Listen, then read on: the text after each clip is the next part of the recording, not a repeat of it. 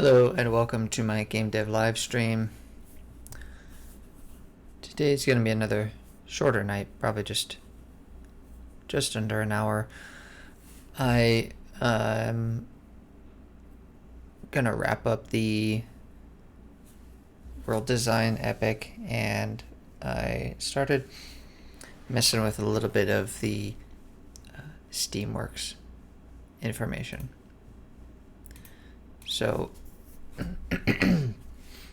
in Jira, I'm going to move this epic to in progress, and I'm already done with looking up how to make Steamworks account. It was really easy. You just go to the Steamworks page, and then it asks you to log. Like if you have a Steam account, you can sign up for Steamworks. I'm like in progress on making the Steamworks account, although I think I have it. I just need to finish the onboarding process so that way I can well, I cannot yet make a game. I cannot yet upload a game because I have to complete the onboarding process. I have to pay $100 fee, and anyways, I'd like to not do that yet. So I think I actually have the Steamworks account made, and later on I have other work to do to get the game listed. I mean, that's the rest of that onboarding stuff, but I think I can at least proceed with this last one, which is get Unity plugins for Steamworks set up, and that's this SDK here. Get Steamworks SDK access.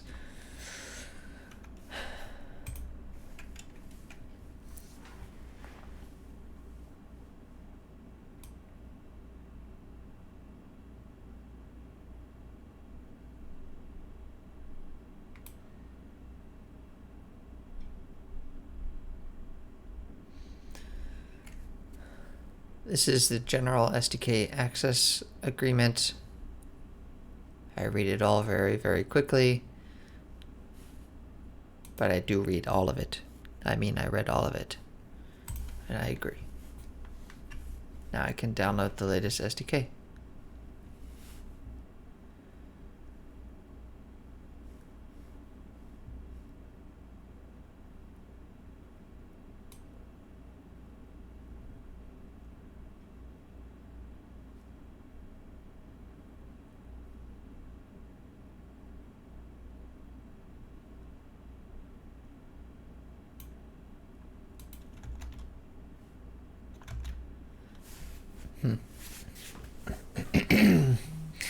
I don't think I can actually do this, get Unity plugins for Steamworks set up, until I complete the onboarding process, pay the application fee, input all my tax information.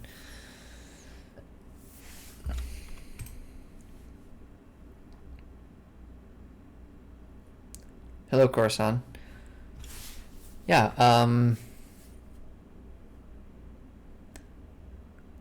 you can code by your phone, on your phone. I have seen people do that before. You can also do it on like a tablet or something like that. So I've got the Steamworks SDK here. Let me put this into projects. ChronoPlatformer, assets, third party. Hello, MW2 Melvin's dad. Thanks for joining. Coruscant, I think I knew someone in high school who used to program Lua on his phone or on his iPad. He made a game doing that.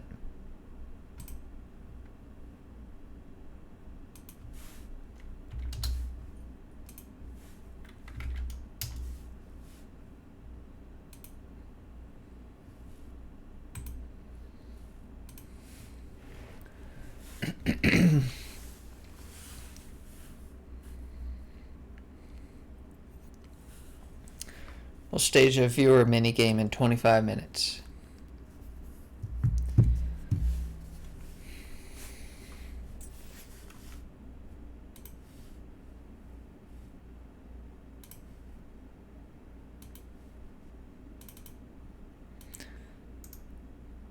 Let me extract this here.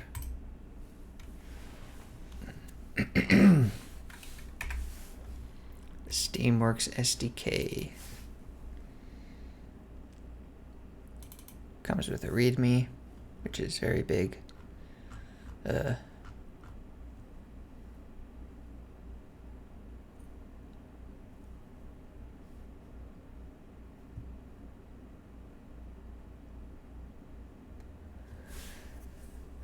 Yeah, I've also got in the past I've gotten a Python compiler on my phone.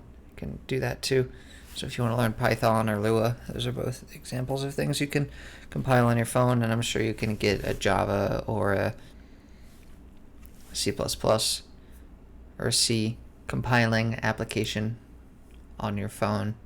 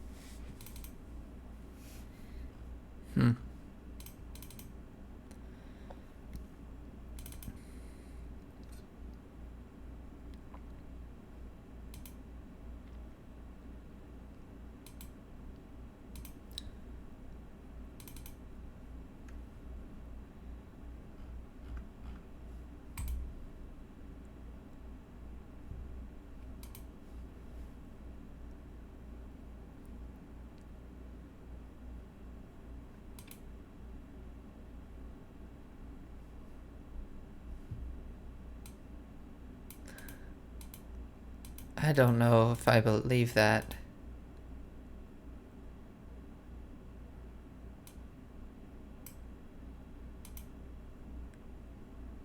$1 trillion daily impressions. Could that be right? If they have 120 million monthly active users,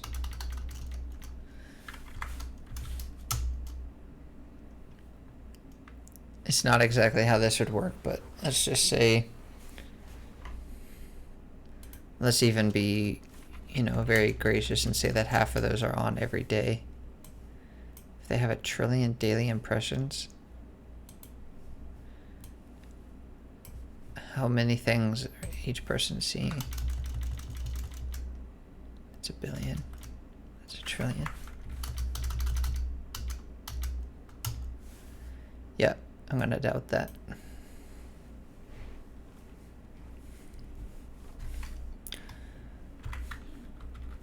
It's this many things per hour. And this many things per minute.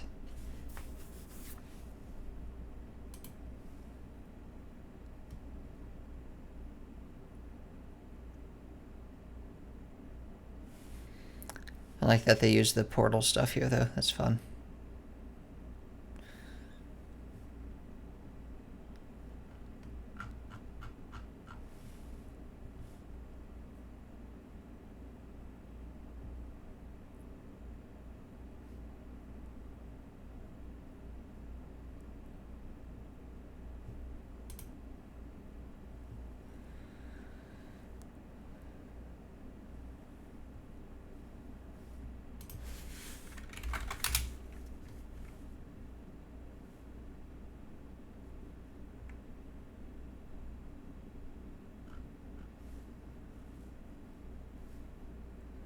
Hello, Julius Pinky.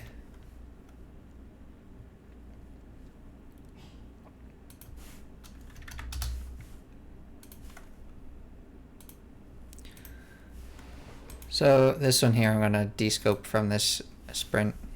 I'm going to say descoping until I decide to finish Steamworks onboarding and pay for game publishing application.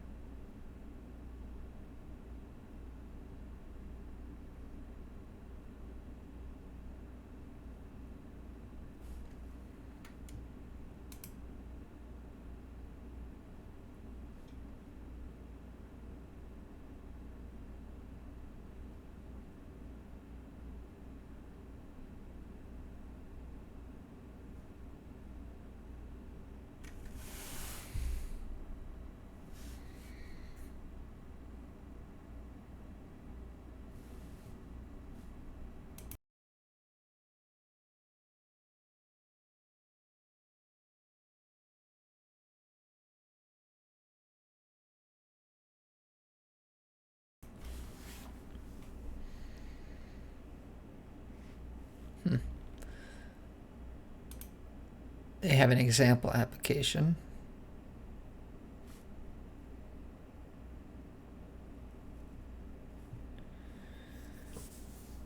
So, I'm just wondering how this interacts with Unity, because it's all C++. It's definitely going to be interesting. I'll have to look into that later.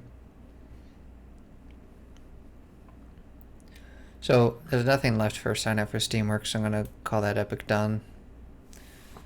Now I'm going to work on brainstorming ideas for encouraging exploration.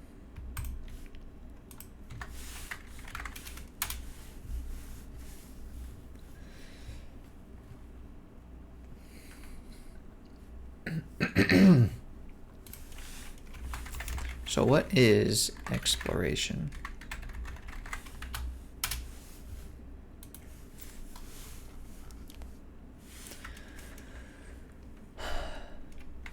You know, if you're watching this stream right now and you've got some ideas on, you know, what does exploration mean? What does it mean to do exploration in a video game? You can share your thoughts here. So, to me, one thing that defines, or one way to define exploration is doing something that is not part of the main quest.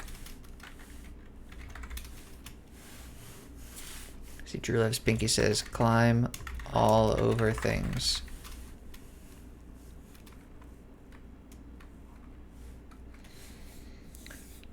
But what's the point of climbing over things if there's nothing to see? Right? What do you gain from being able to do that? And is it exploration to be able to climb over everything and not be rewarded for it?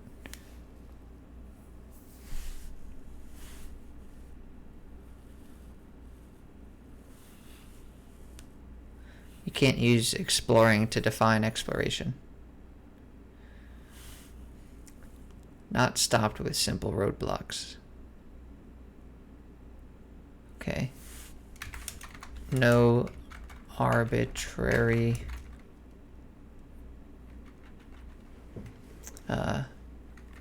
roadblocks.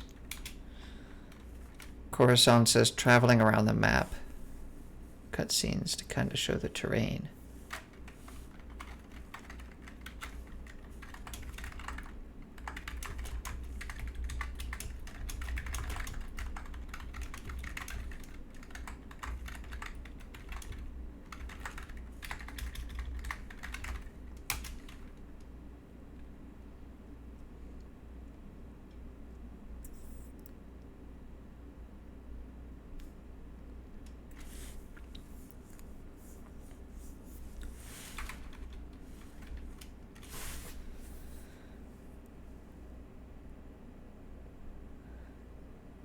So, Drilo Spinky and Pokemon, when they'd put rocks in your way or trainers in your way, would you eventually be able to get past them?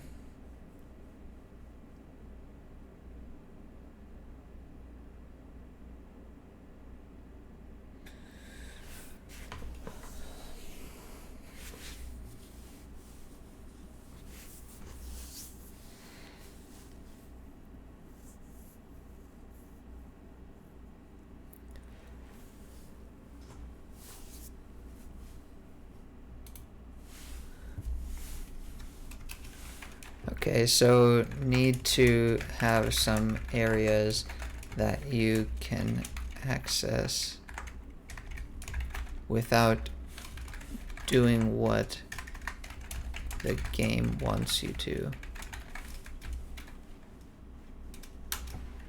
Does that seem like a good description?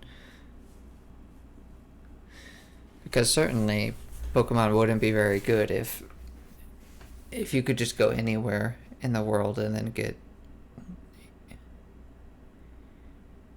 really good Pokemon, get legendary Pokemon early on, or beat by all the trainers in a specific area. Like, they have to have some level of progression, and seeing that roadblock at one point and then being like, oh man, I can't get past there, and coming back to it later and being able to unlock it, that's pretty cool, I think.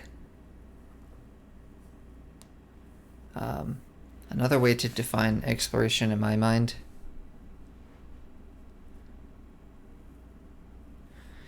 is when you go looking for something, but find something else different and better organically. That's not right.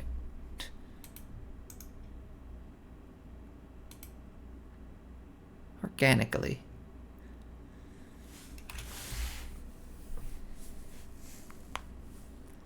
Pillow shots. What's that?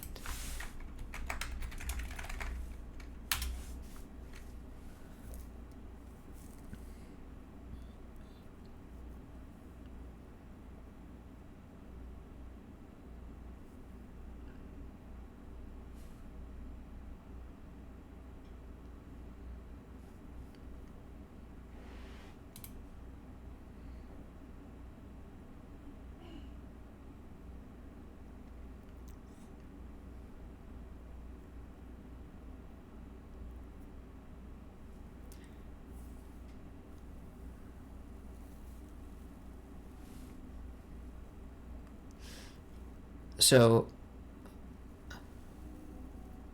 yeah, it seems like this is used to set a mood or a tone for the film. But if this were a game, it wouldn't be somewhere you could actually go. I don't know if there's an equivalent in a game where you can go everywhere. It'd have to be showing something that you can't get to. Right, that's essentially the movie equivalent. They're showing something that the characters can't get to because it's like almost tangent to the world that the characters live in.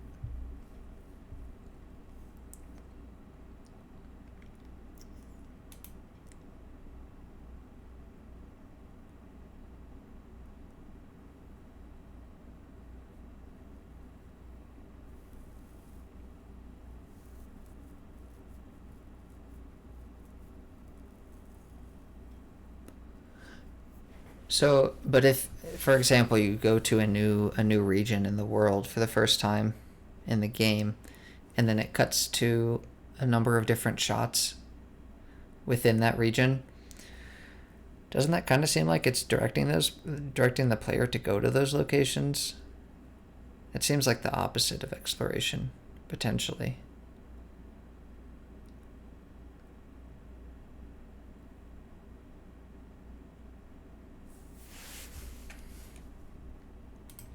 But this is an interesting term I've heard about before, but I didn't know it had this name.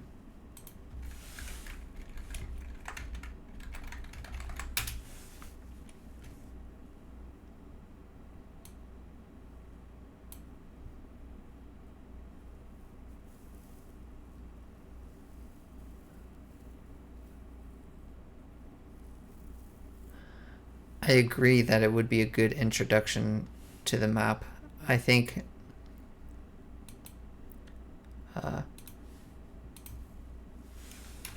this is not defining exploration, but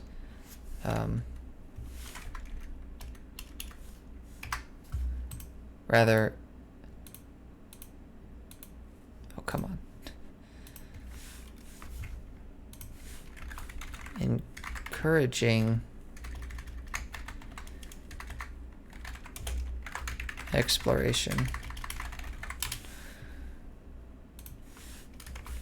Show a smattering of different locations at during the opening cutscene,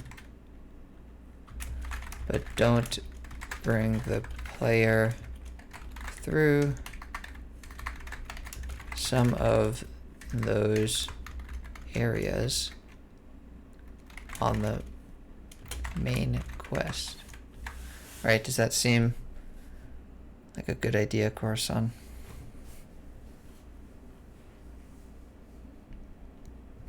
Are there going to be voiceovers?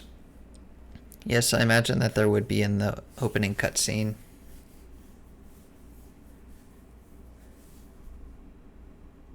Something how the fate of the main characters is tied to the fate of Mount Vesuvius.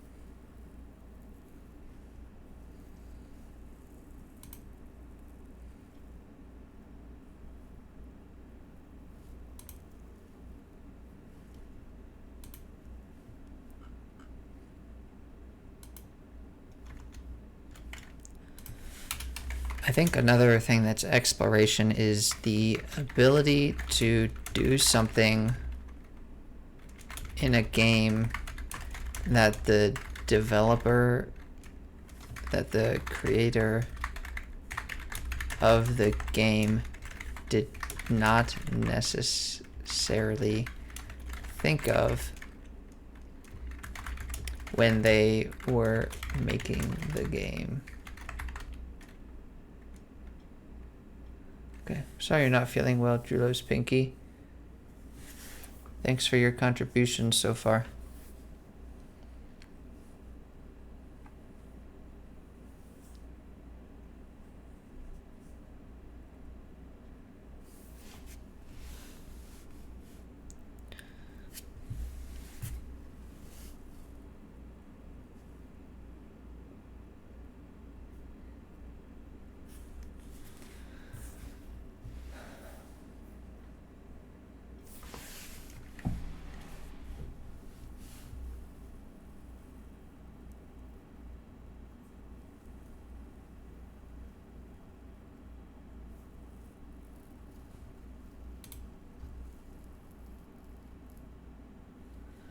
So ways to encourage exploration. I also think showing the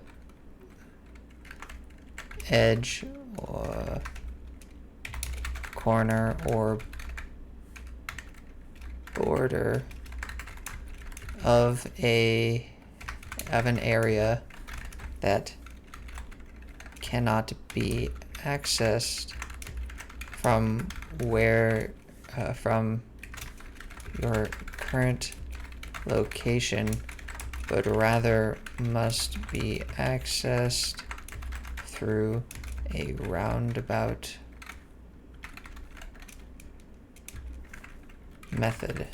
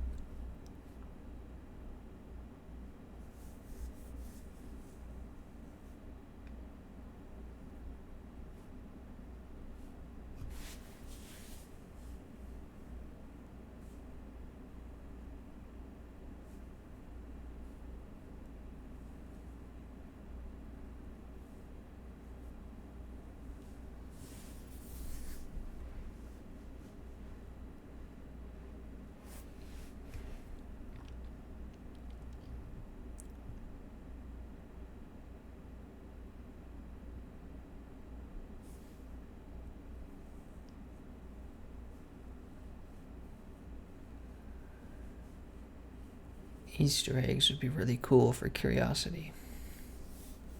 What sorts of Easter eggs are you thinking of?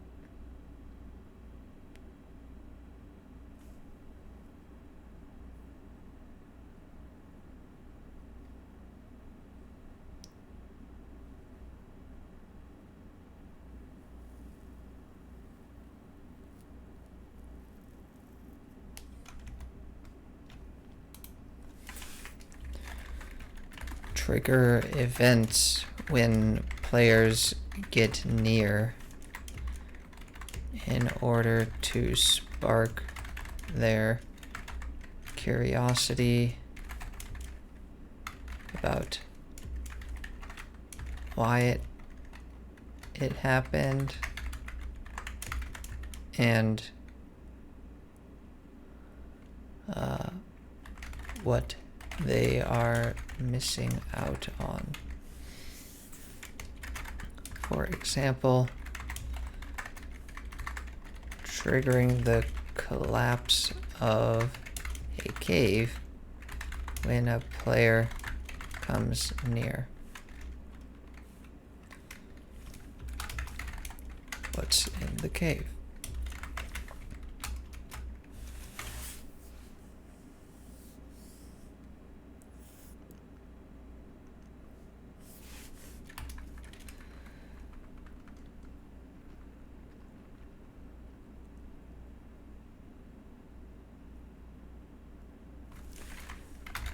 Having collectibles or missions that do not contribute to the main quest will make the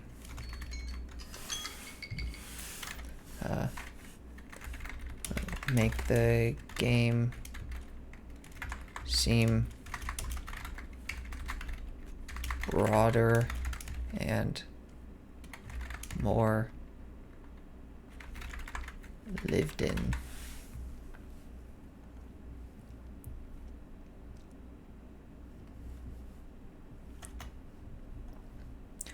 Okay, it's time to do a mini game. Let's do a word unscramble.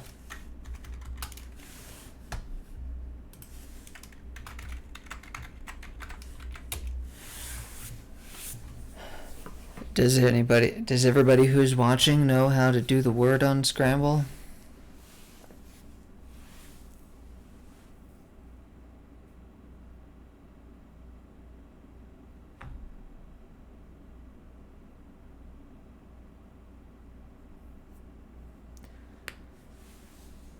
I'm not sure. You might be the only viewer, but there was one other person besides Drew Loves Pinky.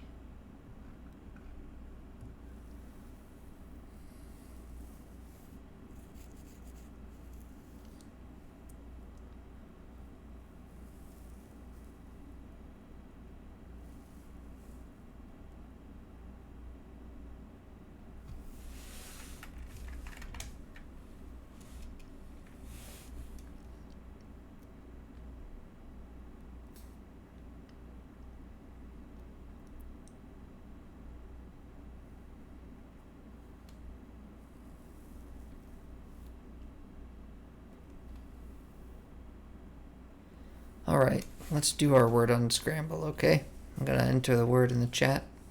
So Coruscant, if you get it right, you get the points. If you get it wrong, though, you get nothing. You only get one guess.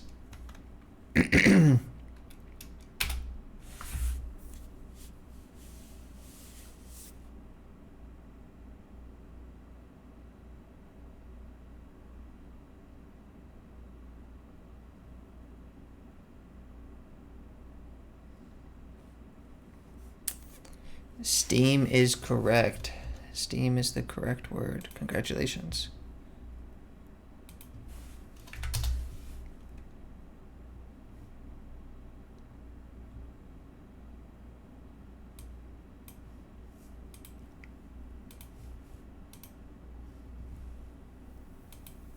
Coruscant, you moved up to 4th place.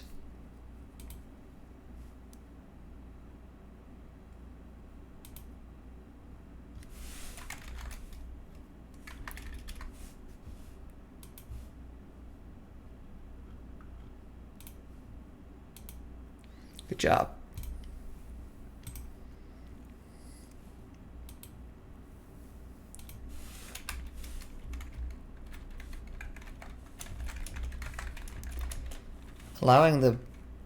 Another way to encourage exploration, I think, is allowing the player to mark locations on anywhere on their map. Right, this you know, this makes you feel like you're doing something that there's no way the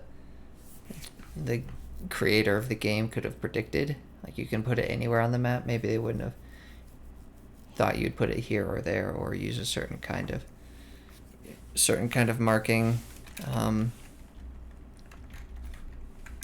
Allow the player to draw on a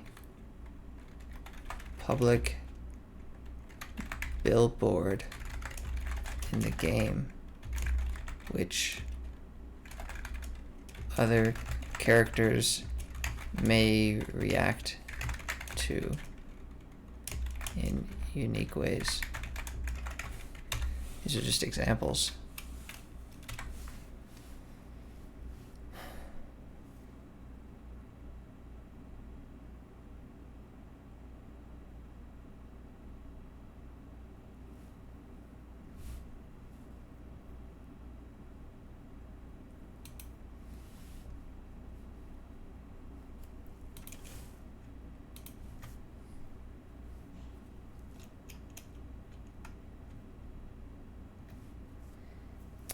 Ooh, extra credits. I like extra credits. Let's watch this video. Hopefully I don't have to cut it out of my YouTube video. I'll pause it often enough and comment on it, so that way it's not just the video. Meet a future mom.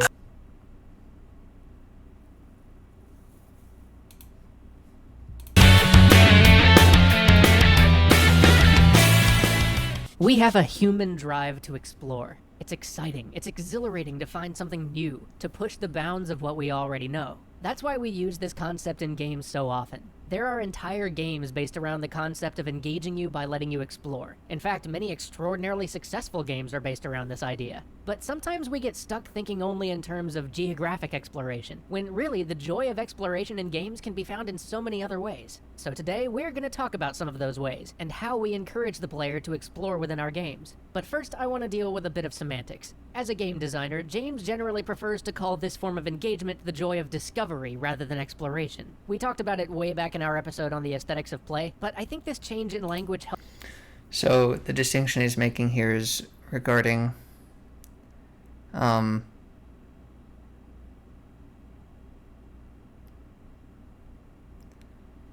is about discovery rather than exploration. They're saying exploration is often, people think of geographic exploration, like going throughout all the map and yada yada, but discovery is about more than that. So there might be game mechanics or rules that the game doesn't tell you.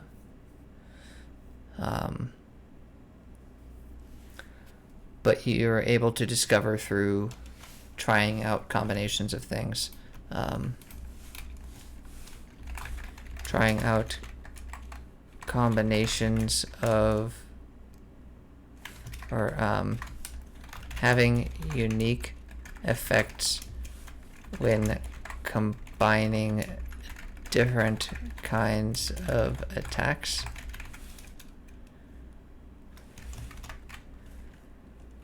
For example, fire plus water equals steam. Something like that. I don't know if I'll even have attacks like that. Right. I'll be right back.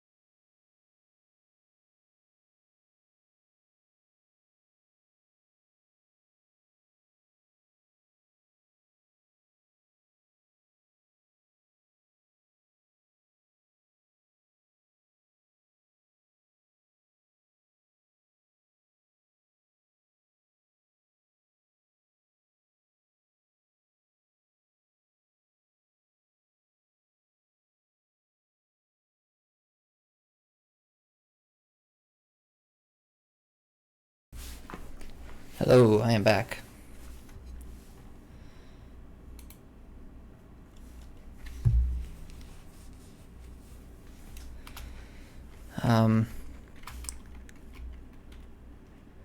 Another thought I had for encouraging exploration is having maybe consequences for doing things in different order.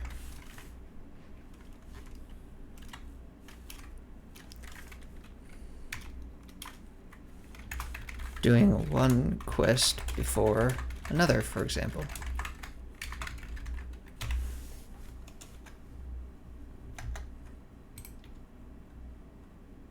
Helps us think more broadly about how we apply this type of engagement. After all, what is the engagement behind discovery?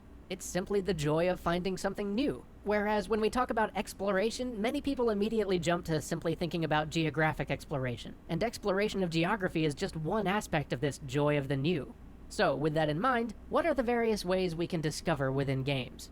Well, since we already brought it up, let's start with geographic discovery. Games like the Elder Scrolls series, World of Warcraft, Far Cry, pretty much any open world game capitalize on this to a great degree. The joy in geographic... I've been thinking about Minecraft quite a bit, about what makes Minecraft special. Minecraft is definitely a game where you know as a player every action you take is not something the creator of the game could have explicitly expected.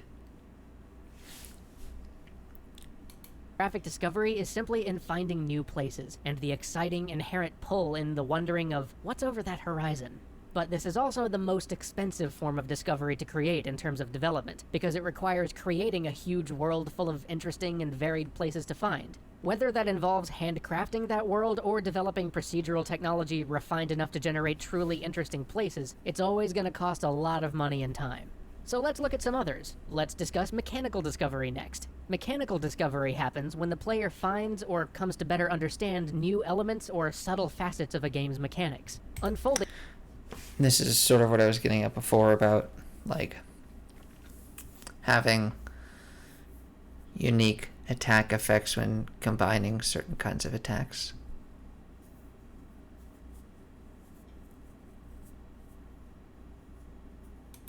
Games, which we've talked about before, clearly focus on this sort of discovery. But if you've ever had one of those moments where a light bulb turns on in your head and you suddenly see the ramifications of the way a game's mechanics interact, where you suddenly discover a new strategy or advantage by gaining a more thorough understanding of how the game plays, and that makes you just want to dig deeper into the mechanics and figure out all the wondrous ways they interact, that's mechanical discovery.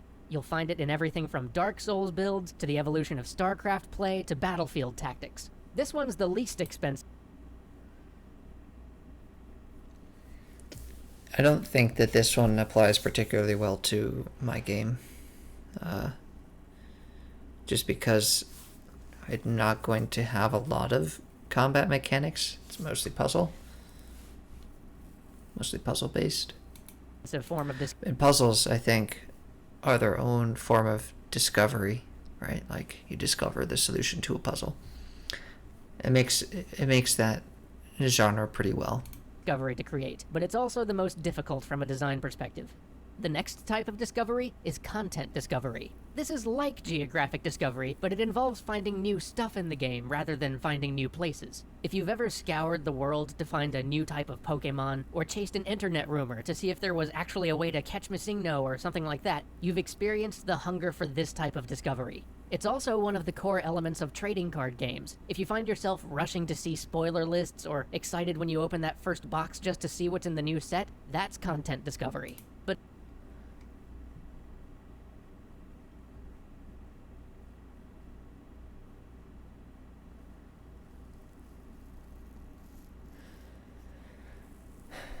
yeah, I have to definitely find what works best for my game and my scale. We're only halfway through the video, though. We might have a lot of good analysis left in them. But it goes beyond that, too. If you're playing a game like Pillars of Eternity, and you want to find out what choices you might have missed out on because your stats were too low, that's because of the inherent mystery and joy in content discovery.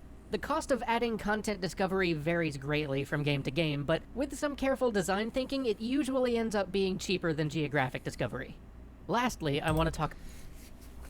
So, that one's pretty interesting. The point he was making there about how you can play through a game and be like, oh man, my stats are pretty low here. Like, what did I miss out on because my stats were too low? Like, if you play through Fallout New Vegas or something and your speech is really low, you might not get to, complete some of the quests because your speech is too low. And I think that's a good one. Maybe not from the skills or attribute perspective, like Fallout has, because my game's not really a role-playing game, but because I've got this repeating day over and over again, and you can do things in different order, you only have a limited amount of time, I think it sort of lends well to being able to quickly go and try a new thing in the new day. So having a good number of quests that take up a whole day, or take up a large portion of a game day, will instill a sense of curiosity for what you missed out on when you take one path versus another.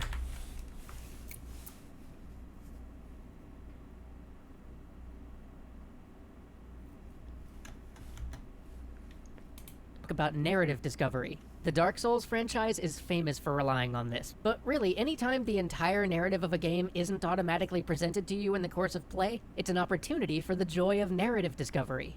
Finding out something new about your favorite characters or uncovering... This is one I've also thought of. A game like BioShock did this really well.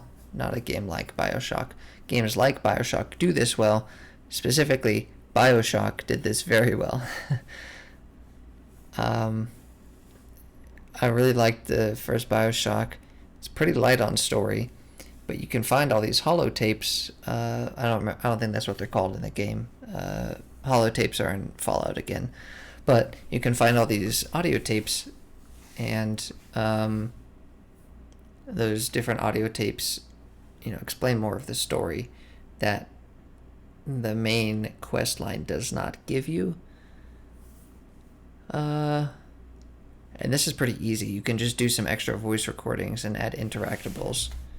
So having scrolls with audio recordings around the map which fulfill some level of narrative exploration / discovery, as not everything is told in the main quest. Let's see. You make them choose 2 roads, and each of them has different outcomes. Yeah, so branching quest line outcomes is a good way to encourage exploration and replayability. More about a world you love is rewarding, and when you find yourself combing ancient ruins just for the hope of finding some new piece of lore, it's for the joy of narrative discovery.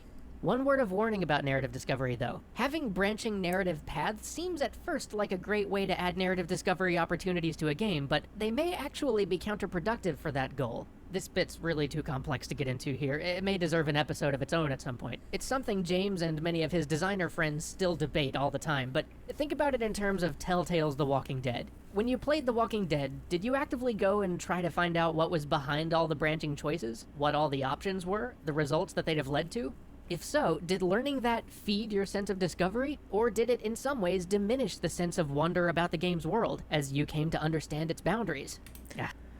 Yeah, so I think using Telltale games, The Walking Dead, a really good example here, because if you ever play through The Walking Dead more than once, you'll find that it has very little consequences for your actions. But I don't think that this is an absolute truth. A game like The Witcher does a pretty good job of having long-lasting consequences for your actions, and they even bleed over from one game to the next, which is really cool. I don't see that being applicable to my game. I like to keep it a solo endeavor, not a sequel. This is really too much to get into here. And I don't mean this to knock Telltale's games at all. We love The Walking Dead. We did like 3 episodes about it. But we could easily do an entire episode on this trade-off that comes with dialogue choices. Suffice it to say that there's an open debate in the design community as to whether dialogue choices add or take away from specifically a sense of narrative discovery within games. For now, we're of the opinion that they could do both, depending on how you use them. Anyway, moving on. I do want to emphasize that the joy of discovery is as much in the hunt for something new as it is in the finding the new thing. But that joy has to be crafted by the designer. Early on in your experience, you've got to reward exploration, and as the experience progresses, you have to give the player new tools for exploration, and new insights into how to explore. To use So this is something I was getting at earlier too, right? You can't just have exploration like go around the map, climb over everything without any meaning to it. Or you have to give some sort of coin or some sort of reward. It doesn't even have to be a big reward or something that's super meaningful, but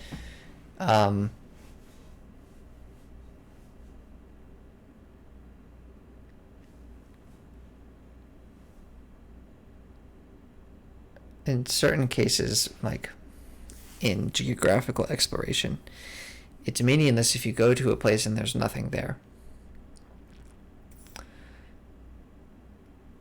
Now, if you manipulate the game, like you get the characters to go to a location and you're like, wow, there's no way that that someone could have predicted I would make this interaction happen in the game, that's sort of its own reward. Anyways. Pokemon as an example, giving the player Great Balls when up until that point they've only had the standard Pokeballs reinvigorates the player's sense of exploration, gets them to go back and hunt in previously explored places, reinstilling a sense of wonder to those places, and providing them a new and exciting tool to explore with. At the same time, this is a core piece of what I want my game to be about. He's talking about Metroidvania style, where you go into an area and you go through it once and then you get a new tool later on that makes you rethink over the areas you've gone through before. You realize, oh, I could have gotten to this new area with this old area with this new tool I've got. I have this new tool and I can go back to a place I've been before and find a new thing. So my last note here about encouraging exploration is Metroidvania style mechanics. Getting a new tool which makes exploring old locations interesting again.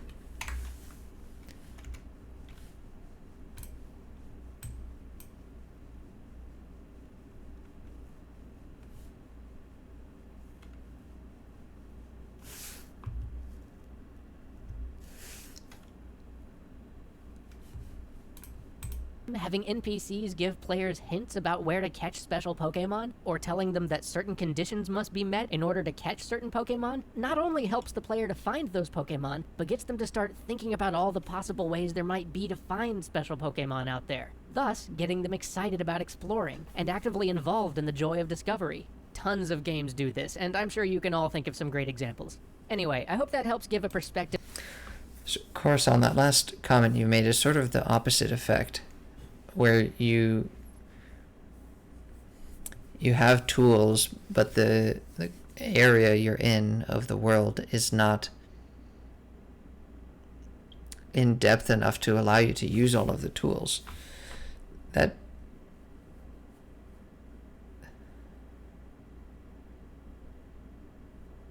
it'd be really cool if you get random useless tools in the beginning without any context, and it's actually somewhat helpful later on.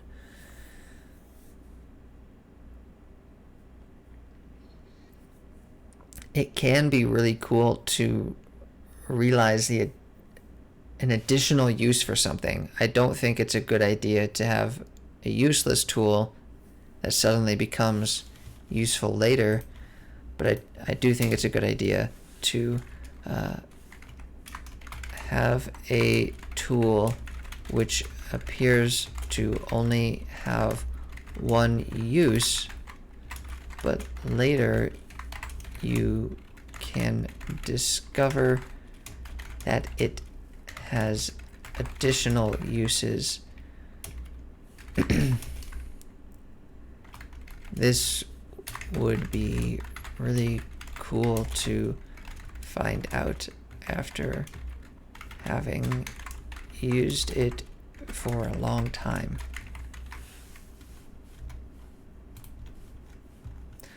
Okay.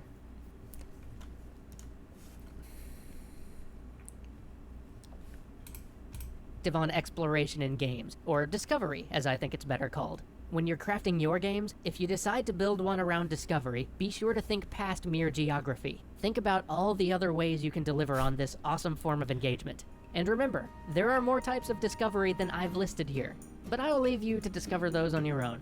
See you next week.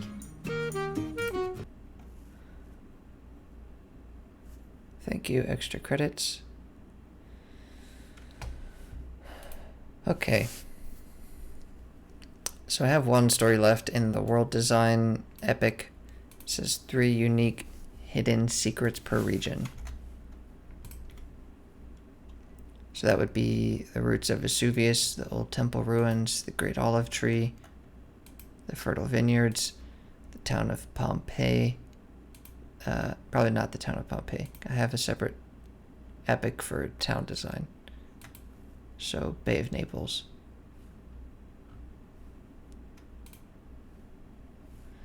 I think I already have some of these.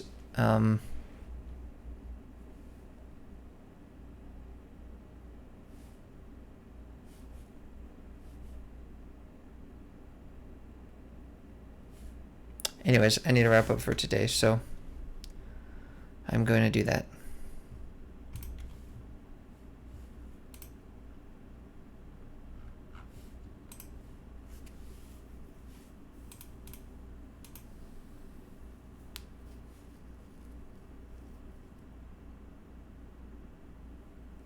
I think I'm on a good trajectory for the sprint. Vesuvius. Yes, Vesuvius. It's a cool name, right?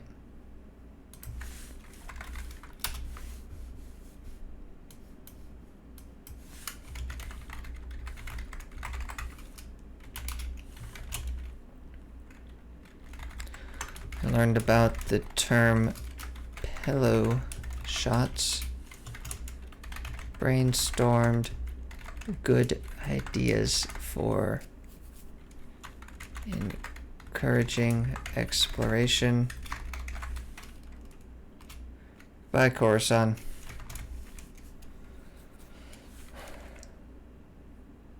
Maybe call your dog Vesuvius? I don't think so. I think Emily's already decided on a name.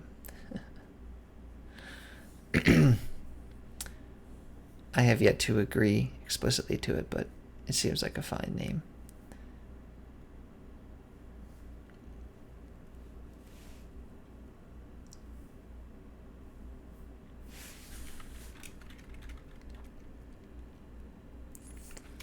I signed up for Steamworks and began onboarding,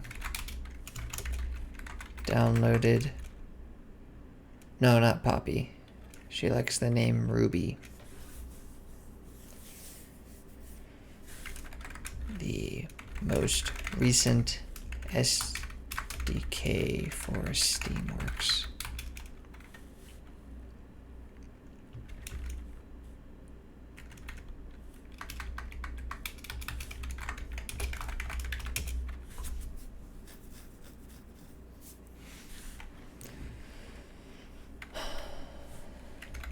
Regional secrets and getting started with buttons. That's what I'm gonna work on next time. So, thank you again to all of the viewers. I appreciate your time, and I hope that you found this live stream interesting. I hope to be doing a game dev recap soon.